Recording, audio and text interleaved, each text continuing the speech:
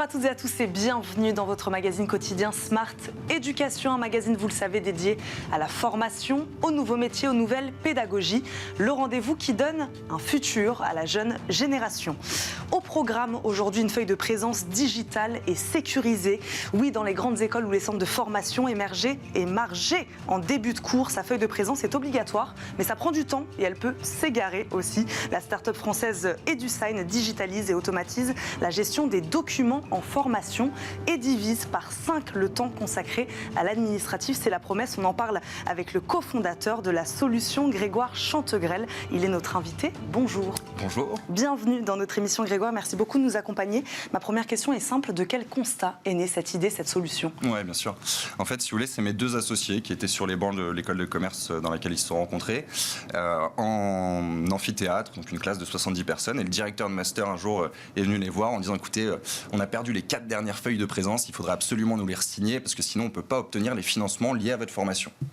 Là, mes deux associés, un bricoleur du web et un profil plutôt orienté produit, elles se sont décidées à développer une petite solution juste pour leur école, pour répondre à ce besoin finalement. Donc là, on est en septembre 2019, c'est un side projet, un projet pour l'école de côté. Et puis finalement, en décembre 2019, ils me demandent de mettre un petit peu mon expertise commerciale au service de leur idée. Et je commence donc à aller sonder d'autres écoles qui me disent qu'effectivement, le besoin est omniprésent. Elles font face aux mêmes besoins. Elles font face aux mêmes besoins. Les feuilles de présence sont assignées, il y a des pertes, il y a des oublis, les financements, ou plutôt l'absence de financement en découle. Et donc on se retrouve rapidement en mars 2020 où on se rend compte qu'il y a une vraie traction, qu'on a une vraie demande. Et puis on se dit, on va créer la société. Donc on est tout fiers, en mars 2020, on crée la société. Juste avant, pour rappel, le premier confinement. Donc je vous laisse imaginer la tête qu'on a fait quand on a entendu le confinement. On a pris la tête dans les mains et on s'est dit, mince, pire des moments pour lancer une boîte. Et bien finalement non, puisqu'en fait les confinements successifs nous ont clairement propulsés sur notre activité. Et oui, alors on parle de digitalisation, d'automatisation des process. Vous répondiez évidemment aussi à ce besoin-là et à cette question-là. Tout à fait. Si on essaye de se projeter juste en 2020 pendant les confinements, toutes les écoles supérieures, tous les organismes de formation sont obligés de donner leurs cours, leur formation en distanciel. Je vous laisse imaginer une feuille de papier qui circule entre 20 personnes qui habitent à des adresses totalement différentes. C'est strictement impossible. Donc grosse problématique pendant plusieurs mois. Donc là, il fallait répondre présent à distance. Exactement, il fallait pouvoir établir la présence d'un apprenant, même s'il était chez lui derrière son ordinateur. Donc défi technique qu'on a réussi à relever. Et voilà, aujourd'hui, c'est un peu plus de 1700 clients qui utilisent notre solution au quotidien, donc ça fait à peu près 1 million d'utilisateurs. Vous avez parlé du financement, moi j'aimerais qu'on revienne là-dessus. Pourquoi l'émargement est-il indispensable aujourd'hui pour les centres de formation, pour les écoles, les universités? Vous disiez, sinon elles n'ont pas le financement nécessaire. Toute personne qui a fait de l'alternance comprendra très vite là où je vais en venir. Pour ceux qui n'en auraient pas fait, quand on prend de l'alternance, ça veut dire qu'on fait en partie son cursus à l'école, en partie au sein de l'entreprise.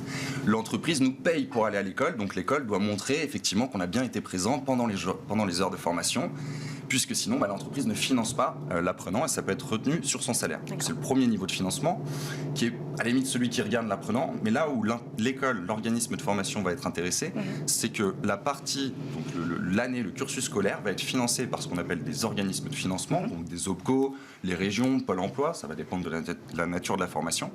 Et donc les organismes de formation ont besoin de faire la preuve de la présence de chaque apprenant de manière à obtenir leur financement. C'est important de le préciser. Donc l'émargement, il se fait depuis toujours uniquement sur papier pour les formations qui existaient déjà en ligne pré-confinement. On avait déjà ce type de solution. Vous êtes arrivés un peu comme les premiers sur ce positionnement-là. Il existait un acteur sur le marché qui faisait une partie de ce qu'on avait pu faire, qu'on ne voit plus beaucoup aujourd'hui. Mais globalement, dans la majorité des cas, on était plutôt sur papier. Sur du papier, il y a même des clients qui me disent que c'est une aberration que nous-mêmes, on n'y ait pas pensé avant à digitaliser cette partie-là, parce que c'est une perte de temps, une perte d'argent qui est colossale. Voilà, en perte de temps, c'est-à-dire, alors, c'est une vraie perte de temps de signer une feuille de présence sur papier? Non, comme ça, avec l'image de signer, non, parce qu'on se dit on fait un gribouillis sur une feuille de papier, c'est terminé. En fait, c'est derrière. Voilà, exactement. C'est tout ce qu'il y a derrière. C'est-à-dire que l'administration des écoles du supérieur, des organismes de formation, récupère la feuille de présence, recopie la présence de chaque apprenant dans un logiciel, doivent classer, indexer, ranger ces documents. Et après, quand ils sont contrôlés, parce que les financements arrivent, mais ils peuvent être contrôlés sur la véracité de l'information, sur la véracité de la demande de financement. À ce moment-là, il faut aussi retrouver les documents. Donc, je vous laisse imaginer les mètres linéaires de papier qui sont stockés chez nos clients. Et justement, on permet d'éliminer tout ça. Et donc une économie de temps donc aussi qui permet donc aux équipes administratives, pédagogiques d'être consacrées à d'autres missions. C'est ça aussi la promesse, se concentrer sur des choses plus intéressantes. La pédagogie. La pédagogie par exemple. Tout à fait. Exactement. Quand on est dans une école, c'est vrai que ça peut être intéressant. Comment vous l'avez digitalisé cet émargement? Expliquez-nous comment ça marche, sur quelle technologie elle repose votre solution? Alors, je vais vous parler du global. En fait, si vous voulez, c'est de la signature électronique. Oui. Donc, c'est certifié, c'est protégé, c'est sécurisé. Et on va avoir aujourd'hui, nous, 17 modes de signature différents pour répondre à tous les contextes qu'on peut avoir en formation. Formation courte, formation longue, en formation en distanciel, en présentiel. On voit même des formations en hybride, une partie en présentiel, une partie en distanciel. Tous ces cas de figure exigent un mode ou plusieurs modes de signature pour pouvoir faire la preuve de la présence en bonne et due forme. Donc c'est facile d'accès, c'est facile à prendre en main aujourd'hui par les facultés, par les élèves aussi? Aujourd'hui, sur le marché de l'éducation, de toute manière, on voit bien les nouvelles solutions qui sortent. C'est des solutions qui sont hyper intuitives, très simples à prendre en main et surtout avec un service client très présent. Parce qu'aujourd'hui, on est en plein dans l'expérience client, c'est ça qui prime à tout niveau. Et donc, on va aller jusqu'au niveau de support qui va être important. Oui, c'est ça. Donc il faut que ce soit facile d'accès. Quels sont les autres bénéfices, les autres avantages de votre solution? Économie de temps, donc ça on en a beaucoup parlé. Est-ce que ça peut aussi par exemple éviter les fraudes? C'est quelque chose qui peut aussi intéresser les écoles aujourd'hui. Bien sûr, aujourd'hui quand une feuille de papier circule, c'est très facile de signer pour son camarade qui est encore au fond de son lit. Nous on a mis des systèmes sécurisés sur chacun de nos modes de signature dont je vous parlais. Le plus sécurisé qu'on va avoir aujourd'hui, c'est typiquement les apprenants, donc les étudiants, ceux qui suivent des formations, vont avoir notre application mobile et vont devoir scanner un QR code qui change toutes les 5 secondes. Donc c'est impossible de le prendre en photo et de l'envoyer à un copain qui ne serait pas en formation. Donc éviter les fraudes. Sur l'assiduité aussi des élèves, est-ce que signer digitalement permet aux élèves d'être peut-être plus présents là aussi? En tout cas, ça les contraint plus dans leur absence. Donc, par la force des choses, ils sont aussi plus présents, ouais, effectivement. Et donc leur réussite scolaire, ça aussi, je ne sais pas. Moi, comment vous vous présentez, c'est une ambition, c'est une promesse aujourd'hui que vous faites avec ceux avec qui vous travaillez? Cette promesse-là, on aimerait pouvoir la faire et surtout la tenir. Malheureusement, on n'est pas les seuls acteurs à pouvoir œuvrer là-dedans. Donc, on fait notre part du marché en donnant plus de temps à ceux qui ont la compétence pédagogique, justement, d'accompagner mieux les jeunes en formation aujourd'hui et les moins jeunes. Mais vous, ce sont peut-être donc des retours d'expérience là que vous avez. Vous ne faites pas cette promesse-là, mais en tout cas, les écoles, est-ce qu'elles vous disent que oui, finalement, depuis qu'on utilise votre solution, les élèves sont davantage présents, davantage assidus? Oui, tout à fait. Notamment sur un profil d'apprenants qu'on appelle les décrocheurs, c'est ceux qui viennent au début de l'année et qui viennent plus ensuite. On est vraiment sur un système qui permet de ce pilotage de l'assiduité. Donc quelqu'un qui décroche, on va tout de suite pouvoir le rattraper. Là où sur les feuilles de présence sur papier, on n'avait pas d'analyse possible. Donc on n'est plus simplement en train de faire du contrôle, mais on fait vraiment du pilotage de l'assiduité. Et c'est ça qui va faire gagner du temps et c'est ça qui va permettre de créer plus de valeur dans l'apprentissage des jeunes. Oui, c'est ça, c'est parce que c'est une solution qui répond évidemment au personnel des écoles, ça on l'a bien compris. C'est une solution qui est aussi au service des étudiants finalement. C'est une solution au service des étudiants. Ils ont la chance de pouvoir s'offrir une formation ou se faire financer une formation par l'État. Le moindre des choses, c'est d'aller à la formation, de montrer que les personnes qui sont là pour la dispenser sont respectées et qu'effectivement il y a un intérêt à venir. Donc forcément, tout ça on peut l'englober et effectivement dire qu'on œuvre pour l'éducation des jeunes. On a parlé un tout petit peu de la technologie, donc c'est beaucoup d'informations collectées.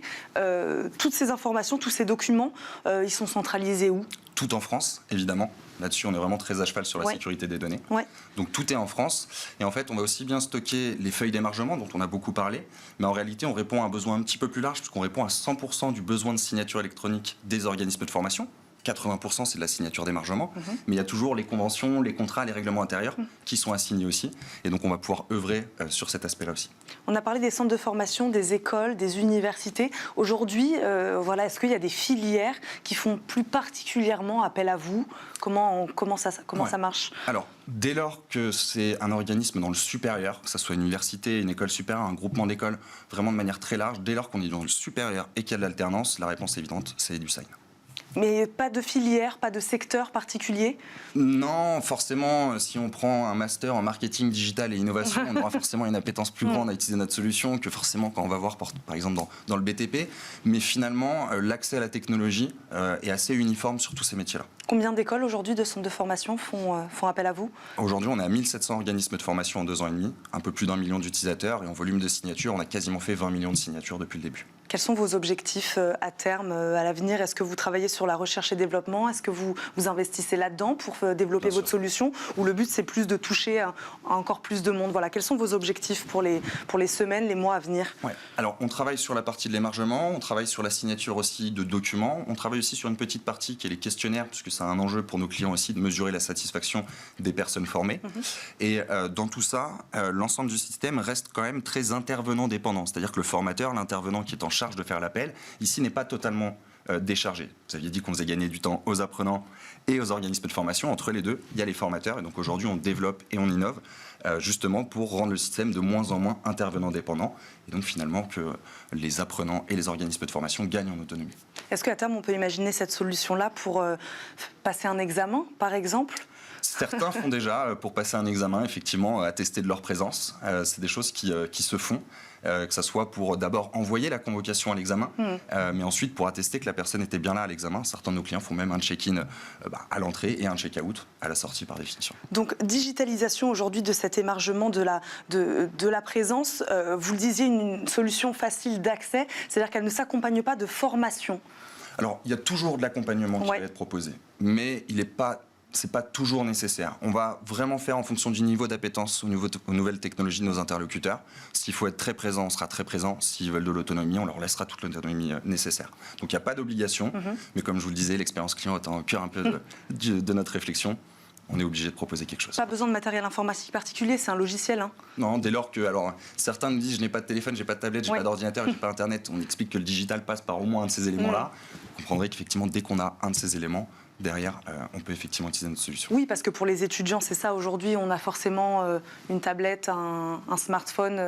Oui, ça, c'est pas un problème. La question, souvent, nos clients se posent la question, mais est-ce que vous pensez qu'on va pouvoir, entre eux, pendant les démos, par exemple, est-ce qu'on va pouvoir faire installer une application mobile aux apprenants? Et puis, quand ils oublient leur téléphone, comment on fait? En fait, ils oublient jamais leur téléphone. Le téléphone est greffé à la main. Donc, forcément, ils ont du matériel pour pouvoir signer. Eh ben, on va s'arrêter sur ces mots. Merci beaucoup Grégoire Chantegrel d'avoir répondu à nos questions. Aujourd'hui, je rappelle, vous êtes le cofondateur d'EduSign. Merci beaucoup d'avoir été avec nous aujourd'hui dans Smart Education, de nous avoir présenté votre solution. Merci à vous de nous avoir suivis. On se retrouve évidemment très très vite pour un nouveau numéro de Smart Education. Merci à Com Dubois qui m'a aidé à préparer cette émission. À très vite.